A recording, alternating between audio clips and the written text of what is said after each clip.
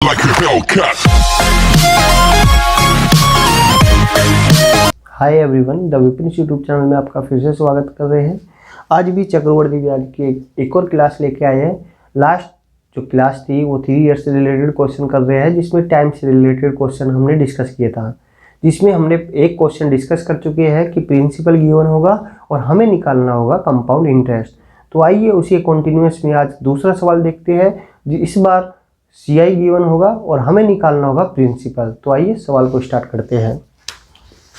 सवाल इस प्रकार से होगा कि CI 2342 है और आपका रेट ऑफ इंटरेस्ट 10% है और टाइम जो है 2 ईयर्स 73 डेज, ये हमारा टाइम है और हमें फाइंड करना है प्रिंसिपल।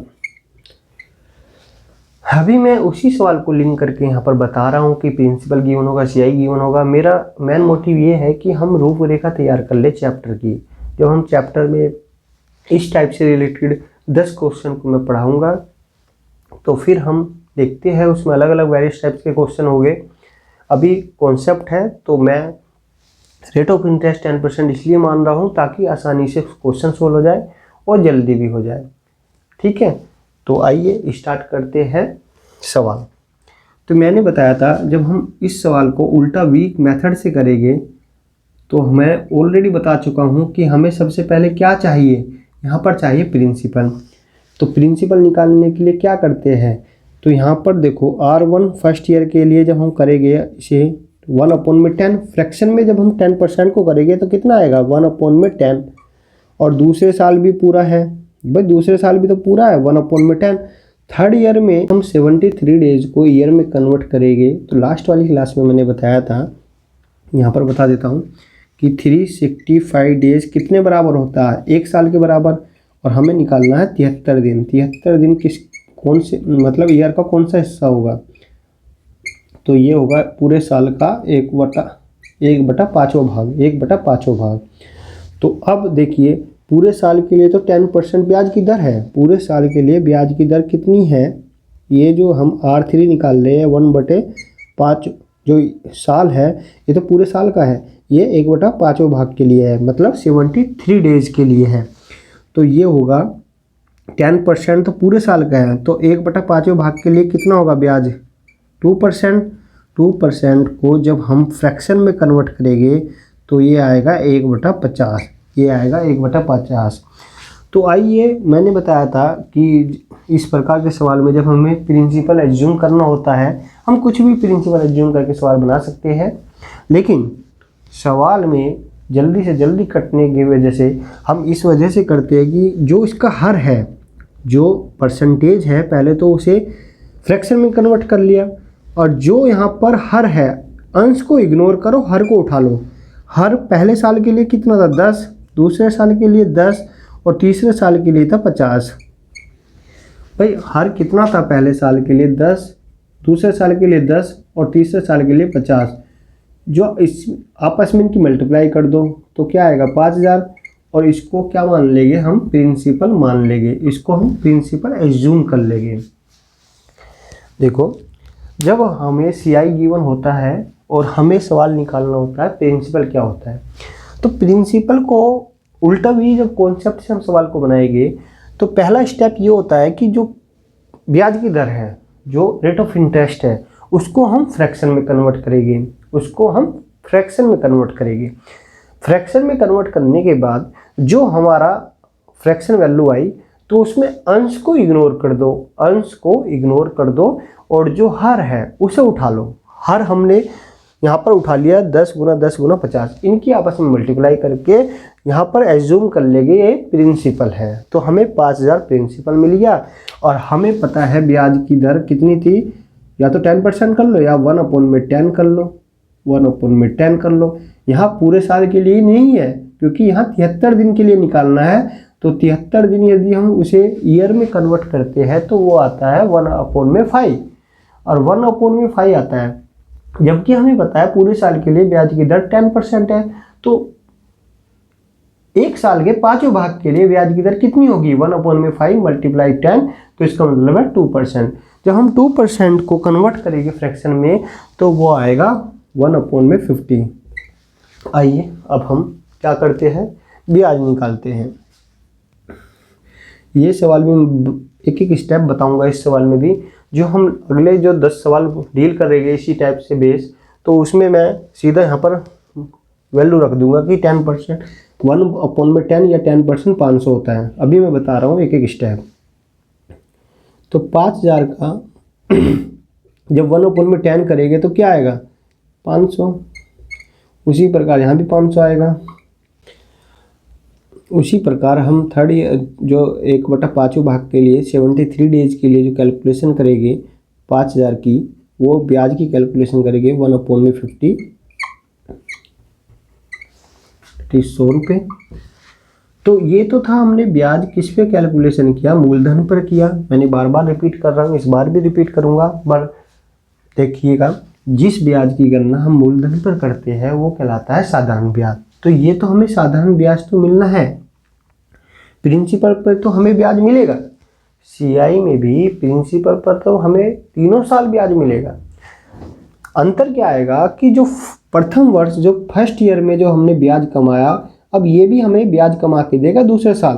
तो ये ब्याज कितना कमाएगा, 500 रुपये हमें कमा के देगा 1/10, जो कि है 50 रुपये।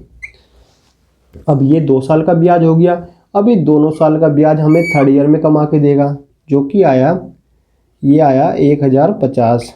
तो ये कमा के देगा 1/50, तो मतलब 21 पंजे 105, तो ये 21 कमा के देगा। अब हमारा जब हम सीआई में देखेंगे तो प्रथम वर्ष था 500, दूसरे वर्ष 550 प्लस 121, तो 500 प्लस 550 प्लस 121, ये हुआ आपका 500, 1000, 1100, 1171, ये हुआ 1171 टोटल सीआई। लेकिन सवाल में तो ये 2342 है, बस कंपाउंड इंटरेस्ट 2342 दे रखा ना सवाल प्रश्न में। तो इसका मतलब हुआ 1171 बराबर कितना दे रखा है, 2342, 2342। तो हमारा प्रिंसिपल जो हमने एज्यूम किया था 5000, ये किसके बराबर होगा, 2342 अपॉन में 1171 मल्टीप्लाई 5000, तो ये होगा आपका 10,000 के बराबर। 10,000 के बराबर हो गया प्रिंसिपल। हमें प्रिंसिपल यहाँ पर मिल चुका है 10,000। तो यदि हमसे अमाउंट पूछेगा तो अमाउंट क्या होता है, principal plus compound interest. Principal कितना है 10,000 प्लस कंपाउंड इंटरेस्ट दिया हुआ है 2342, यहाँ से भी निकाल लेंगे।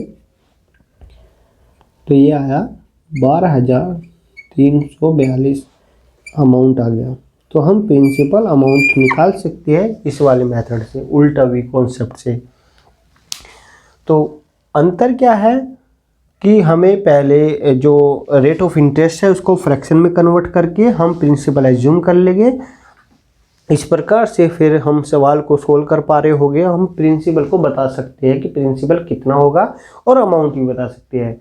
आइए इसी सवाल को हम रेशियो मेथड से भी देख लेते हैं कि किस प्रकार से बनाते हैं।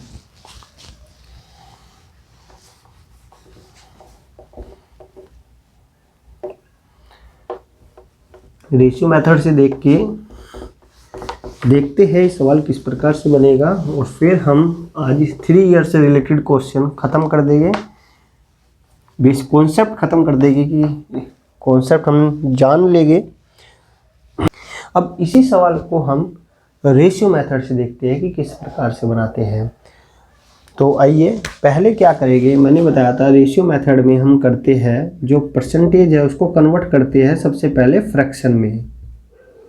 तो प्रथम वर्ष के लिए क्या थी 10%, तो ये आएगा 1/10। इसमें हमें प्रिंसिपल अमाउंट का रेशियो कितना होगा 10 क्या बन जाएगा भाई, ये एक तो ब्याज तो कमाएंगे हम यदि प्रिंसिपल 10 है तो 1 रुपया ब्याज कमाएंगे, तो कितना बन जाएगा 11 अमाउंट। तो प्रथम वर्ष के लिए तो ये हो गया, और दूसरे वर्ष के लिए ये भी तो 10% है दूसरे साल, भाई 2 साल 73 दिन है, तो दूसरे साल तो पूरा है, तो ये भी 10% है, तो ये क्या बना 1/10। तो प्रिंसिपल अमाउंट का रेशियो क्या बना 10:11। तीसरा साल पूरा नहीं है, पूरे साल का 5वां भाग है, पूरे साल का 5वां भाग है। इसका मतलब हुआ कि जो 10% है ये कितना होगा, ये 5वें भाग के लिए ये होगा 2%। जब हम 2% को फ्रैक्शन में कन्वर्ट करेंगे तो ये आएगा 1/50, मतलब 1/50। तो हम प्रिंसिपल अमाउंट का रेशियो क्या निकालेंगे 50:11, 50:51। भाई 50 का 2% निकालेंगे तो एक आएगा। एक क्या है, यही तो ब्याज है। और अमाउंट क्या होता है, प्रिंसिपल प्लस कंपाउंड इंटरेस्ट। तो प्रिंसिपल कितना 50 + 1 बराबर क्या हुआ 51। तो पहला स्टेप होता है जब हम रेशियो मेथड से सवाल को बनाते हैं, तो उसमें पहला मेथड होता है जो रेट ऑफ इंटरेस्ट गिवन है उसको किस में कन्वर्ट करते हैं, हम करते हैं फ्रैक्शन में। हमें बेसिकली क्या लेना होता है, प्रिंसिपल अमाउंट का रेशियो निकालना होता है। जब हमें तीनों साल में प्रिंसिपल अमाउंट का रेशियो मिल जाएगा तो हम आसानी से सवाल को बना पा रहे होंगे। तो अब हमें तीनों साल का प्रिंसिपल अमाउंट का रेशियो मिल चुका है, तो आइए सवाल को किस प्रकार से बनाते हैं वो देख लेते हैं। तीसरा साल कंप्लीट नहीं है, वो पूरे साल का 5वें भाग का हिस्सा है, तो इसलिए हमने पहले जो रेट ऑफ इंटरेस्ट है उसको ईयर के अनुसार तोड़ दिया, 5वें भाग के अनुसार उसे तोड़ दिया। 10% था, उसका 1/5वां भाग निकाला तो 2% निकाला, और 2% को जब हमने फ्रैक्शन में कन्वर्ट किया वो आया 1/50। तो आइए अब हम सीधा प्रिंसिपल अमाउंट का रेशियो लिखता हूँ मैं। देखो इस सवाल को कैसे बनाएंगे जल्दी से। 10% है तो हम जानते हैं 10% की फ्रैक्शन वैल्यू 1/10, तो इसका मतलब हुआ प्रिंसिपल कितना हुआ 10, मतलब 10 और 1 रुपया ब्याज कमाया तो 10 क्या बन जाएगा 11। प्रथम वर्ष 10 क्या बन जाएगा 11।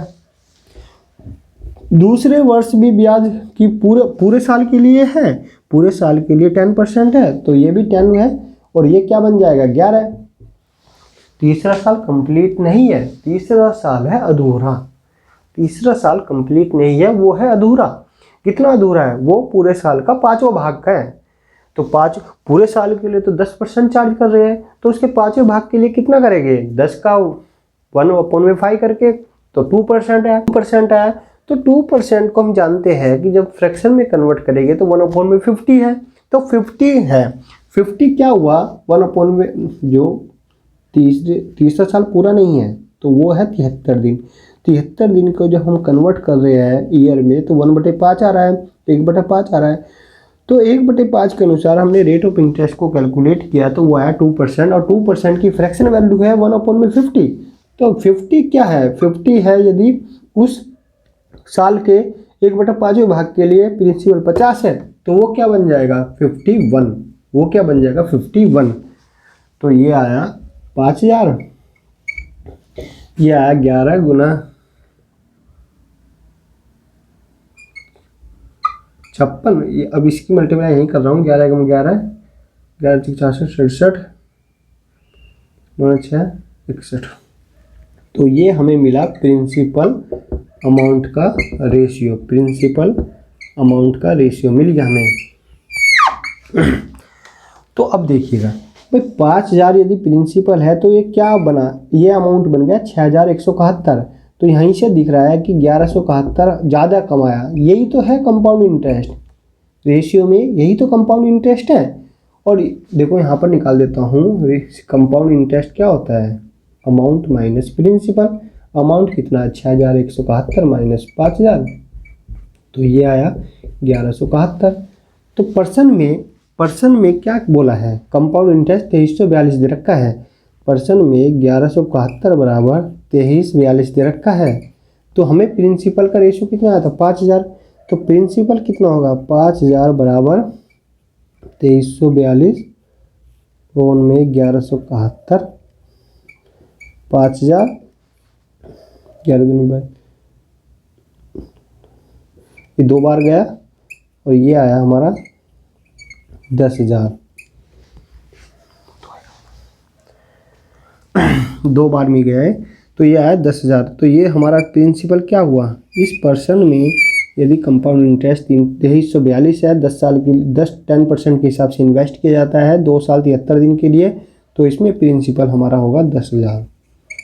यदि हमसे कम अमाउंट पूछेगा तो अमाउंट होता है principal plus compound interest. Principal हमें मिल चुका है 10,000 और कंपाउंड इंटरेस्ट कितना 2342, तो ये हो जाएगा 12,342। 12,342। तो ये सवाल बन चुका है। तो आज हमने 3 ईयर से रिलेटेड क्वेश्चन था वो देख लिया है। आज के लिए बस इतना ही था। तो मिलते हैं अगली क्लास में, जो कि होगी 4 ईयर से रिलेटेड क्वेश्चन पर बेस्ड।